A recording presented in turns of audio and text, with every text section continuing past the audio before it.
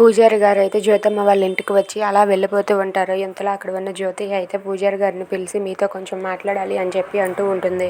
దాంతో పూజారి గారు అయితే ఏంటమ్మా చెప్పండి అని చెప్పి అంటూ ఉంటారు. దాంతో ఇదంతా కూడా చాటుగా వింటున్న కుట్టి ఒక్కసారిగా షాక్ అయిపోతుంది. ఏంటి జ్యోతమ్మకి అసలే ఇప్పుడు ఉన్న జీవన తన కూతురు కాదని ఎవరో చెప్పేశారు. ఇప్పుడు కానీ పూజారి తాతని కానీ ఆ మాట అడిగితే పూజారి తాత మొత్తం నిజం చెప్పేస్తాడు. ఇప్పుడు నేనేం చేయాలని చెప్పి కుట్టి కంగారు పడుతూ ఉంటుంది.